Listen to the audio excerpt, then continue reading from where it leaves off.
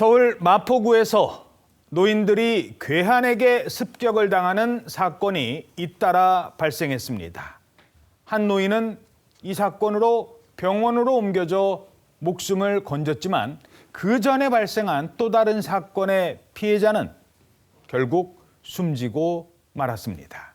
그런데 나중에 경찰에 붙잡힌 범인, 동네 주민들도 심지어 경찰들마저 처음에는 전혀 예상 못한 사람이었다고 합니다. 한 동네에서 발생한 노인 연쇄 피습 사건. 오늘 그때 그 사건에서 전해드립니다. 자, 먼저 이 사건이 경찰 수사가 시작된 거는 어떤 화재에서 시작이 된다고요? 네, 그렇습니다. 2014년에 마포구의 한 다세대 주택 3층에서 불이 났습니다. 그런데 이 집에 거주하던 70대 강씨 할머니는 그 화재로 인해서 숨지고 말았습니다. 그래서 경찰은 화재로 할머니가 숨졌다라고 생각을 하고 부검을 의뢰했습니다. 그런데 부검 결과 놀라운 결론이 났습니다. 왜요? 왜냐하면은 할머니의 얼굴에서 멍이 발견됐고요. 이 뒷덜미에도 뭔가 둔기로 맞은 흔적이 있었던 겁니다. 어허. 그러니까 화재로 숨진 것이 아니라 외력으로 인해서 숨지고 그다음에 화재로 위장되었을 가능성이 있다라고 판단한 겁니다. 그래서 경찰은 결론적으로 외력에 의한 살인이라고 생각을 하고 탐문 수사를 시작했습니다. 자, 누군가 살해를 한 겁니다.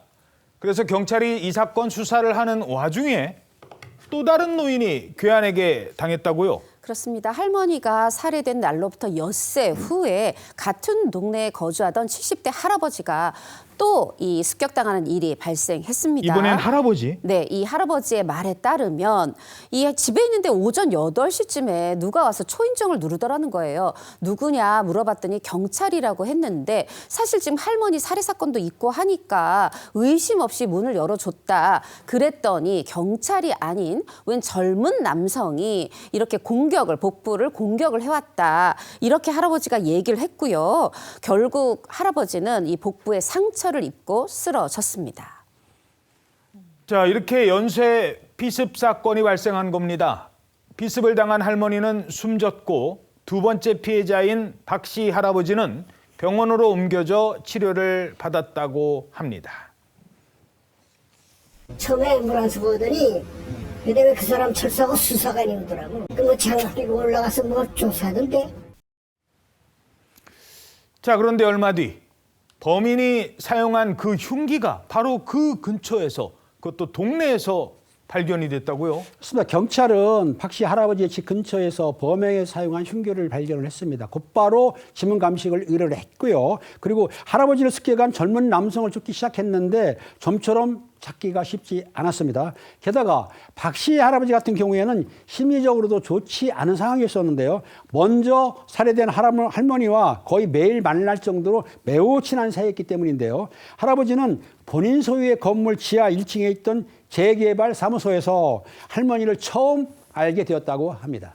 자, 여기까지 수사 결과를 정리를 하면 할머니와 할아버지는 친한 사이였습니다. 그런데 이 두 사람이 연쇄 공격을 당한 겁니다. 그 할아버지는 어떤 젊은 남성에게 피해를 당했다고 말했습니다. 특히 이 할머니와 할아버지는 재개발 관련 조합에서 활동을 함께 해온 것으로 알려졌습니다. 저 연인 관계 된 게 오래됐어요. 한 5년 됐을 것 같아요. 만난 거는 또 80년 됐지. 할머니와 할아버지가 친했는데 또 평소에는 다투는 일도 많았었나 봐요. 그래서 처음엔 경찰이 이 할아버지 박 씨를 이 피습을 당하기 전에는 혹시 이분 아닌가 유력한 용의자로 지목을 했다고요? 네, 이 할머니와 할아버지는 저녁 시간에 자주 만나서 술을 마셨습니다. 할머니가 살해되기 전날 밤에도 두 분이 만나서 약주를 하셨어요. 그러니까 살해되기 바로 전날에 마지막으로 만났던 사람이니까 당연히 유력한 용의자가 된 겁니다. 그래서 이 할아버지 두 차례에 걸쳐서 참고인 조사도 받았습니다. 그런데 이 젊은 남성의 흉기에 찔려서 병원에 실려가면서 이 할아버지는 용의 선상에서 벗어나게 됩니다. 자, 그런데 그 젊은 남성은 CCTV 어디에도 등장을 하지 않습니다. 혹시 뭐 다른 용의자는 없었습니까? 경찰은 다른 조합원들 그리고 주민들에 대해서도 수사를 벌였습니다. 그렇지만 역시나 혐의점을 찾지는 못했는데요. 이렇게 사건이 점점 오리무중돼가는 상황 속에서 아주 강력한 단서가 하나 나왔습니다. 바로 할머니의 손톱 밑에서요. 다른 사람의 피부 조직이 나온 겁니다. 어허. 경찰은 할머니가 살해당하는 그 상황에서 저항하는 과정에서 범인의 피부가 손톱 밑에 남은 것이다 이렇게 추측을 했고요. 그래서 이 피부의 유전자를 검사를 했더니 세상에나 그 DNA가요. 동네 주민들 중 한 사람과 정확히 일치했습니다. 범인이 가까운 곳에 있었어요? 누구 DNA였어요? 바로 박씨 할아버지였습니다. 박씨 할아버지? 경찰은요 즉시 할아버지를 체포를 하고 그리고 조사를 벌였는데 할아버지는 처음부터 완강하게 범행 자체를 부인을 했습니다. 그렇지만 할머니의 손톱 밑에서 DNA가 나왔는데 그 DNA가 본인의 DNA와 일치한다라는 결과를 듣고 나서야 범행을 인정했습니다.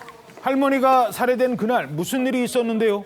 이 할머니가 숨진 채 이 발견되기 전날 할아버지와 그날도 함께 술을 마셨다고 합니다. 그리고 그때 술자리에서 다툼이 있었다고 해요. 각자 귀가한 후에 이 할아버지 표현에 따르면은 이제 할머니를 달래주러 다시 할머니 집에 갔는데 이때 또다시 다툼이 생겼고 우발적으로 할머니를 살해했다. 폭행했다 이렇게 진술했습니다. 그 폭행으로 인해서 할머니가 쓰러졌는데 그럼 어떻게 해야 되나? 119 신고해야 되잖아요. 아니면 경찰에 신고해야 되잖아요. 예. 그런데 할아버지는 그대로 자신의 집으로 귀가했고요. 다음 날 오전에 이 할아버지는 이 할머니 집에 다시 가서 신문지를 이용해서 화재를 방화를 했던 겁니다. 바로 살해의 어떤 현장, 살해의 증거들을 지울 목적이었던 겁니다. 잠깐만, 근데 할아버지도 피해를 당했잖아요. 얼마 뒤에 흉기로 습격을 당했는데 그건 어떻게 된 겁니까? 그렇습니다. 그건 할아버지의 자작극이었었는데요. 당시 경찰이 할아버지를 유력한 용의자로 보고 수사망을 좁혀오니까 할아버지는 의심을 사지 않기 위해서 자기도 괴한한테 당했다면서 자작극을 벌였던 건데요. 본인 스스로 자해한 뒤에 경찰을 사칭한 범인에게 흉기로 찔렀다. 이렇게 본인이 직접 112에 허위 신고를 했던 것입니다. 아니, 그런데 흉기로 자기 몸을 스스로 찌른다는 게 이게 보통 정신으로는 할 수 없는 겁니다. 그런 자작극을 70대 노인이 어떻게 분석하십니까? 네, 일단 이 할아버지의 범행 동기는 할머니가 본인을 무시했다라는 것입니다. 본인은 33년 동안 교직에 있었고 주변 사람들도 나를 다 점잖은 사람으로 아는데 이 할머니는 너무 오랫동안 나를 무시해왔고 그게 이제 터진 것이라고 얘기를 했어요. 저는 기본적으로는 이 할아버지의 우발적인 살인이다, 터졌다라는 말은 맞는 것 같습니다. 이렇게 33년을 교직으로 있었다는 것이 중요한데요. 이렇게 보통 사람들한테도 점잖은 사람이라고 칭해졌던 분들은 보통은 감정을 좀 억누르고 참는 경우가 많죠. 그러다가 이제 너무 오래 참은 데다가 술까지 더해져서 이런 우발적인 폭행이 나온 것 같습니다. 그 다음에는 굉장히 절실하고 극단적으로 자기 보호를 하려고 했던 것 같습니다. 본인의 명예가 다 우르르 무너지는 거고 본인도 할머니를 살해했다는 것을 받아들이기 굉장히 어려웠을 거예요. 그래서 본인의 내가 나이는 많지만 그래도 지적 능력이 있고 경험도 있으니까 이렇게 연출을 하고 연기를 하면 공권력을 숨길 수도 있겠다라고 판단을 한 것 같습니다. 그래서 이런 자작극까지 벌였고요. 그리고 그 마음도 상당히 괴로웠을 것 같아요. 그 현실을 인정하기가 어려웠을 것 같고 그렇기 때문에 자해라는 어떤 그런 방법을 취하지 않았을까 싶습니다. 오히려 본인도 피해자라고 거짓말을 하면서 사건을 혼선으로 몰고 갔던 겁니다. 결국 어떻게 됐습니까? 1심 재판부는요. 박 씨가 피해자를 폭행한 뒤에 병원으로 옮기는 등의 조치를 취하지도 않았고 그리고 피해자를 살해한 다음 날 집을 찾아가 불을 지르기도 했다라고 하면서 징역 12년을 선고를 했습니다.